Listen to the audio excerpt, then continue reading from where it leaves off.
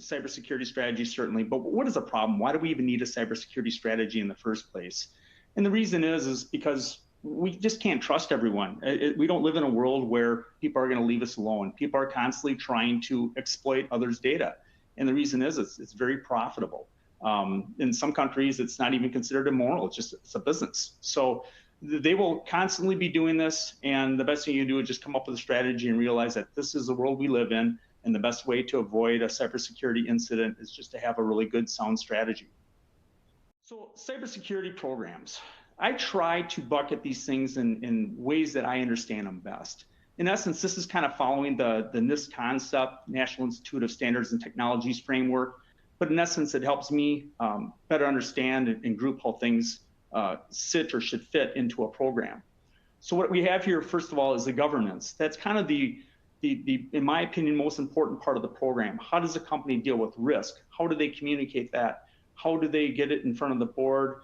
There's a lot of things that go into the governance model, and you can do all the other three things really, really well here. But if you don't have a good governance model and a good culture, you're going to struggle to be successful in your role as either a security administrator or somebody that's providing oversight for security and technology.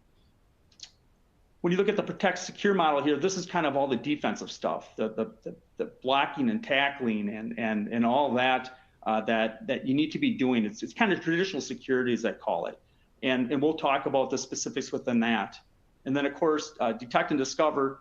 This group right here typically is testing this group over here. So detect and discover is testing essentially what you put in place in your protect and secure categories. Sometimes it can be the same people doing that. Sometimes even better if you've got an independent third party that can help you out with that. That also works well. But you need to have some testing. It's kind of a trust but verify type of setup. And then, of course, when all these three things go wrong, and they sometimes do, you need to have a plan in place on how you're going to recover. My name is Matt Zruba, and I am the Director of Cybersecurity Services here at Eide Bailly. Today, I'm going to be taking you through some common sense strategies, some pragmatic ideas, and hopefully some things you can take back to your own security programs. I have been working in cybersecurity for well over 25 years, so I've been doing this for a while. I actually started out as a financial auditor, became a CPA, and realized I really didn't like doing financial audit work. So I worked my way into IT audit and eventually into cybersecurity. At the time I was doing this, it was called data security or information security. Anyway, I've served as a chief security officer for three large companies and one municipality. And the other half of my career, I've been advising and working with companies such as yourself. So hopefully some of the things we bring to the table today and discuss will provide some value. And like I said, hopefully you can take some things back to your own personal programs.